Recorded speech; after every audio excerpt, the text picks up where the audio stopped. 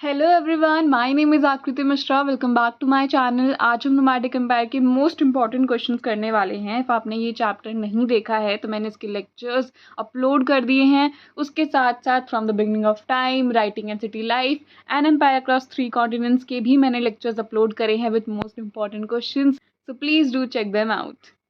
Now we are gonna start with our first question, which is the text of Dash was sympathetic towards Mongols. तो इनमें से किस व्यक्ति के जो टेक्स्ट थे वो सिंपैथेटिक थे मंगोल्स के टुवर्ड्स?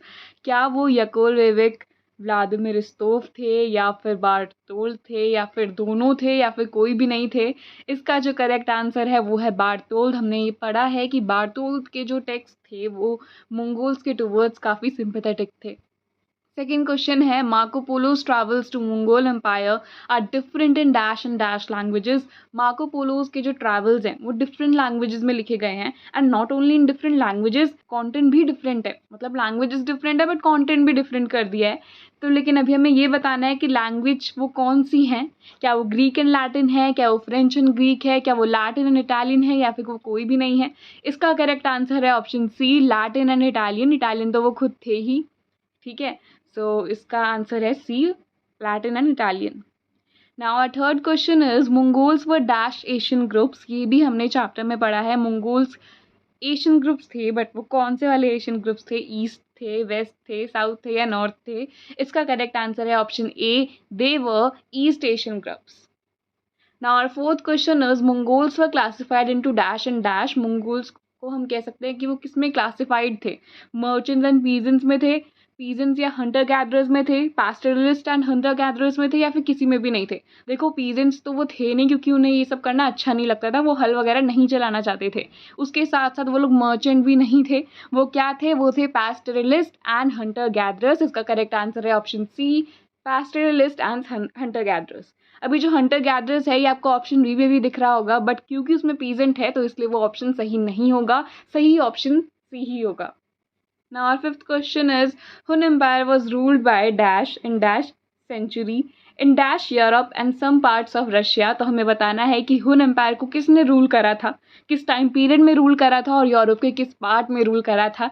तो इसका करेक्ट आंसर है option A, Attila in 15th century in northern Europe. C में भी हमें अटीला देखने को मिल सकते हैं, बट उसमें सेंचुरी जो है वो गलत लिखी गई है। उसके साथ साथ उसमें सदर्न यूरोप बोला जा रहा है, जबकि वो नॉर्दर्न यूरोप में रूल करा करते थे, एंड कुछ पार्ट्स ऑफ रशिया में भी रूल करा करते थे। Okay, Hun empire was also a nomadic empire. Okay, now our sixth question is, Genghis Khan belong to Kiyat group of which clan. वो कियात ग्रुप को बिलोंग करते थे, बट किस क्लैन से वो बिलोंग करा करते थे? क्या वो तुर्क्स था, क्या वो बोजगित था, दोनों था, या फिर दोनों में से कोई भी नहीं था? इसका करेक्ट आंसर है option B, बोजगित clan. Genghis Khan belong to Kiyat group of बोजगित clan. Okay, now our seventh question is, name of Genghis Khans mother. Genghis Khan की माता श्री का क्या नाम था? यसुगी, अटीला, बोरते, या ओयलनेके? तो उनका जो नाम था वो था ओयलनेके, क्योंकि बोरते तो उनकी वाइफ का नाम था, अटीला तो अभी हमने बात करा वो तो रूलर था हुन एम्पायर का, और यसुगी इनके फादर का नाम था। तो इसका सही आंसर है ऑप्शन डी, ओयलनेके। ये जो एमसीक्यूज हैं ये आपको फैक्चुअली बहुत अच्छे से रेडी कर देंगे, इनके काफ़ी ज़्यादा चांसेस हैं आपके एग्जामिनेशन में आने की। Eighth question is, Genghis Khan was born around 1162 near dash river. तो वो 1162 में बॉर्न हुए थे, बट किस रिवर के पास में बॉर्न हुए थे आपको वो बताना है।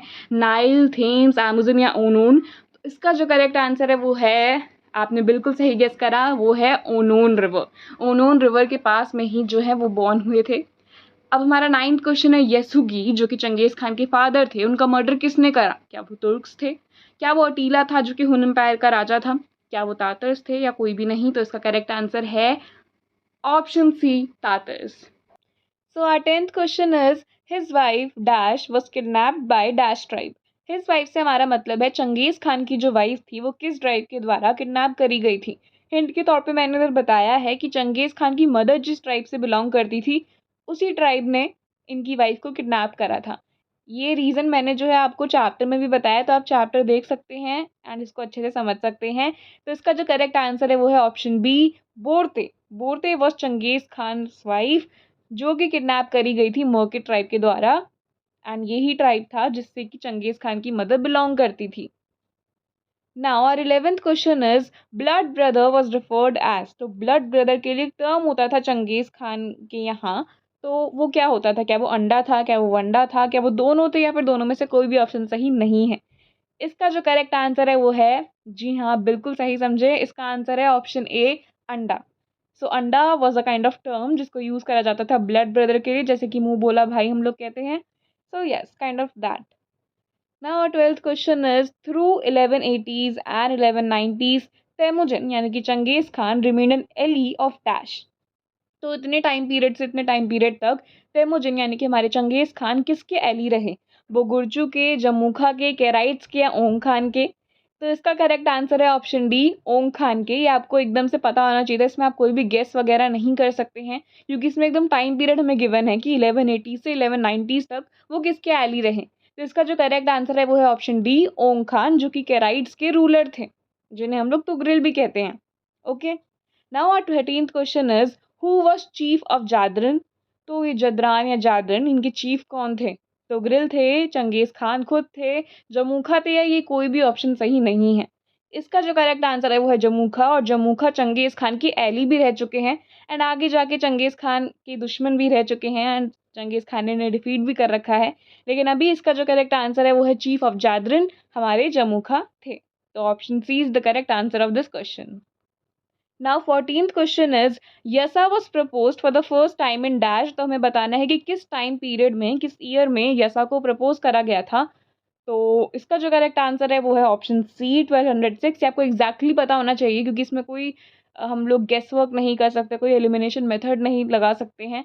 हाँ, आप एलिमिनेशन से डी ऑप्शन को हटा सकते हैं, बट इसका जो करेक्ट आंसर है वो ऑप्शन सी ही है, तो ये आपको एग्जैक्टली पता होना चाहिए। इसको फर्स्ट टाइम क्यूरल ताई में, जो 1206 का क्यूरल ताई था, उसमें प्रपोज करा गया था बाय चंगेज खान, जिसमें चागताई जो उनके बेटे थे उनका भी थोड़ा बहुत कंट्रीब्यूशन हमें देखने को मिलता है। Now 15th question is great wall of China was breached in which year. तो हमें ईयर बताना है, 1206 था, 1213, 1215 या 1214? इसका जो करेक्ट आंसर है वो है ऑप्शन बी, 1213। ये भी काफ़ी ज़्यादा फैक्चुअल था, तो ये आपको एग्जैक्टली पता होना चाहिए। Now our 16th question is Genghis Khan died in which year. ये भी आपको एग्जैक्टली पता होना चाहिए। इसका जो करेक्ट आंसर है वो है ऑप्शन बी, 1227। तो इस टाइम पीरियड पर चंगेज खान की मृत्यु हो जाती है। Now our 17th question is Mongol forces reached Sindh in search of Khwarazm's prince dash. तो इसमें हमें बेसिकली ये बताया जा रहा है कि हमने देखा था कि सेंट्रल एशिया में दो एम्पायर थे, एक था कारा खितान और एक था ख्वारिज़म। तो कारा खितान को तो उन्होंने मतलब मार वार दिया, उनको भी डिस्ट्रॉय वगैरह कर लिया, उन पे अपना जो है कंट्रोल ला दिया। लेकिन ख्वारिज़्म से ये लोग अच्छे रिलेशन रखना चाहते थे, जो चंगेज़ खान थे वो ख्वारिज़्म से अच्छे खासे रिलेशन रखना चाहते थे ट्रेड वगैरह के मामले में। बट ख्वारिज़्म के जो रूलर थे वो काफ़ी ज़्यादा ऐसे थे कि उन्हें इन लोगों से रिलेशन नहीं रखने थे। वो सोच रहे थे कि हम क्यों इन नोमैडिक लोगों से अपना रिलेशन वगैरह रखें, ये होते कौन है एंड ऑल दैट। तो उन्होंने काफ़ी बेइज्जती भी करी और इनके मैसेंजर को मार भी दिया, जो कि बहुत ही ज़्यादा हो गया था। तो इस वजह से चंगेज़ खान को काफ़ी गुस्सा आया और वो इनके पीछे पड़ गए। इनकी सिटी वगैरह को पूरी तरीके से डिस्ट्रॉय कर डाला, और फिर ख्वारिज़्म के जो रूलर थे, उनके बेटे जलालुद्दीन के भी पीछे पड़ गए। तो हाँ, इसका जो करेक्ट आंसर है वो है ऑप्शन बी, जलालुद्दीन। जलालुद्दीन सिंध तक भागते-भागते गए होंगे, तो वहाँ पर ही उनके पीछे पड़ गए, उनके सर्च में। And now our 18th question is the Mongols travelled with their herds to pasture lands and lived in tents called. तो क्योंकि मंगोल्स देखो थे तो नोमैडिक लोग ही, तो वो हर्ड्स वगैरह में जाया करते थे टू पास्चर लैंड्स, और टेंट्स वगैरह में वो लोग रहा करते थे। तो उनकी टेंट्स को क्या बोला जाता था, हमें वो बताना है। तो उनकी टेंट्स को बोला जाता था गर्स, या फिर आप जर्स कह सकते हो, जो कि है option D. Okay, now 19th question is why was the great wall of China built. इसके ऊपर तो मैंने एक शॉर्ट वीडियो भी बना रखी है, तो आप वो देख सकते हैं, if आपको देखना है तो। लेकिन अभी के लिए इसका जो करेक्ट आंसर है वो है option A, for the protection of China. China की प्रोटेक्शन के लिए ग्रेट वॉल ऑफ चाइना को बनाया गया था। 20th question is the Mongols imported dash from China. तो चाइना से वो क्या इम्पोर्ट करते थे? आई होप सो कि आपको इम्पोर्ट और एक्सपोर्ट का मतलब पता है। इम्पोर्ट मतलब कि जब हम कहीं से सामान मंगवाते हैं, अपने यहाँ लाते हैं, एंड एक्सपोर्ट का मतलब होता है जब हम अपनी कंट्री से या फिर किसी भी पर्टिकुलर एरिया से सामान को कहीं और पर भिजवाते हैं, एक्सपोर्ट कराते हैं। सो इसका जो करेक्ट आंसर है वो है option D, iron utensils. Iron utensils को जो है इम्पोर्ट करा जाता था चाइना से। Now our 21st question is Timur, a Barlas Turk who rose to power between 1370 to 1405 CE, claimed descent from Genghis Khan through the lineage of, क्या वो तोलू थे, जोची थे, ओगदे खान थे या चागताई थे? तो वो थे चागताई। मैंने आपको बताया था चैप्टर में कि तैमूर जो कि एक बर्लास तुर्क थे, उन्होंने चागताई की एक प्रिंसेस से शादी कर ली थी अपने आप को चंगेज़ खान से एसोसिएट कराने के लिए। ओके, सो ये चीज़ हम लोग जो है देखते हैं। इवन बाबर की भी जो मदर थी वो चागताई डिसेंडेंट थी। तो चंगेज़ खान की फैमिली को बेसिकली हम कह सकते हैं बिलोंग करती थी, एंड उनके जो फादर थे वो तुर्क थे। वो आप आगे जाके 12th में पढ़ोगे।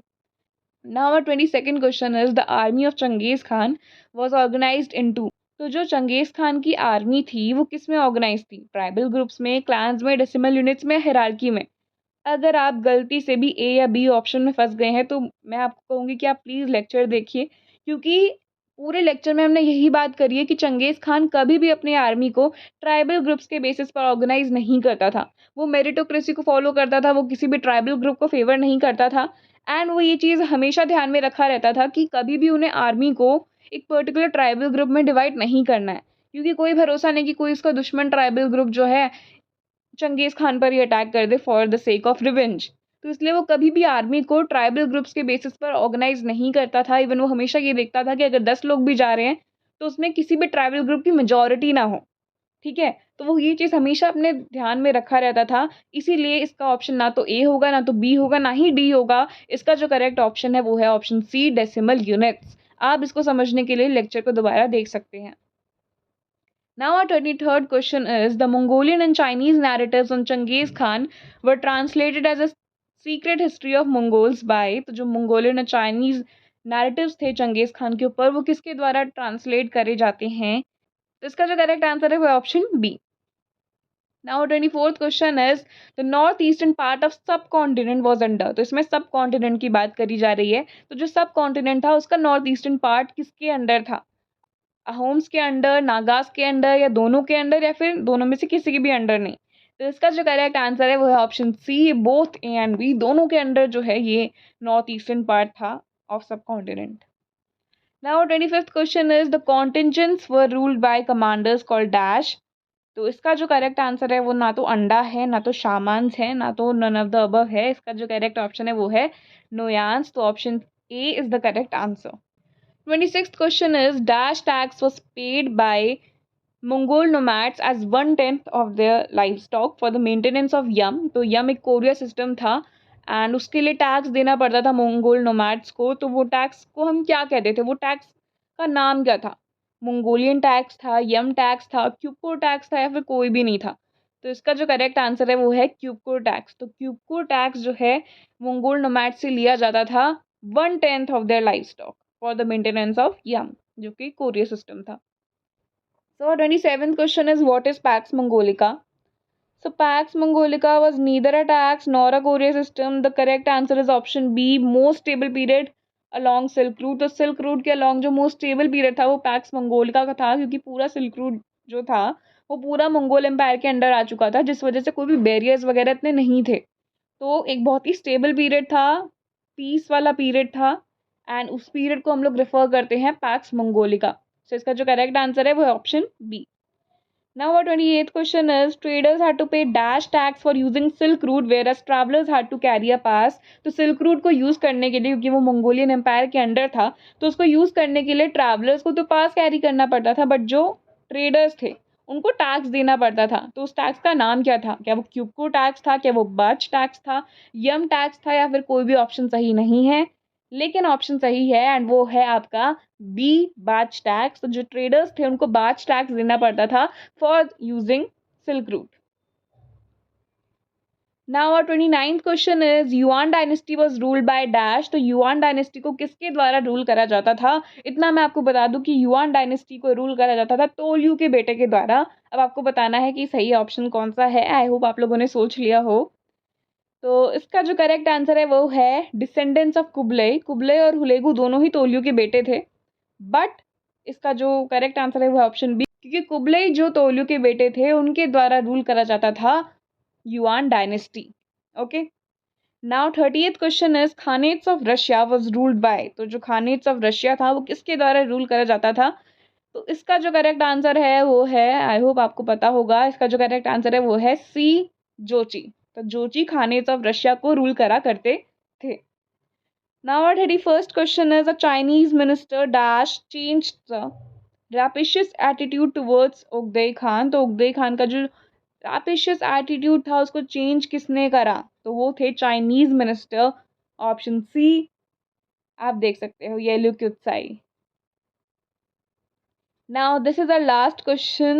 Which one is the most important nomadic empire established during the 13th to 14th century AD? तो ये आई होप आपको पता होगा, ये है ऑप्शन ए, मंगोल एम्पायर, जिसके बारे में हमने पढ़ा है इस पूरे चैप्टर में। सो यस, इसी के साथ हमारा चैप्टर एंड होता है। आई होप आपको ये चैप्टर अच्छा लगा हो और इसके क्वेश्चंस भी अच्छे लगे हो। इन क्वेश्चंस की आप जम के प्रैक्टिस करिएगा। आप सुन के भी जो है इसे समझ सकते हैं एंड उसके साथ साथ आप इसे नोटबुक में लिख कर भी प्रैक्टिस कर सकते हैं। इनके बहुत चांसेस है आपके एग्जाम्स में आने की, तो इसको ज़रूर रिवाइज करेगा, ज़रूर लर्न करिएगा। एंड उसके साथ मैं यही कहूँगी कि नेक्स्ट चैप्टर के लिए वेट करते रहिए। And do not forget to like, comment, share and subscribe as it motivates me to create videos like this. और अगर आपको इसके नोट्स चाहिए तो आप कमेंट में बता सकते हैं। I will upload it either in the comment section और इन द डिस्क्रिप्शन बॉक्स। तब तक के लिए stay tuned and stay connected. Bye bye, see you soon with the next video.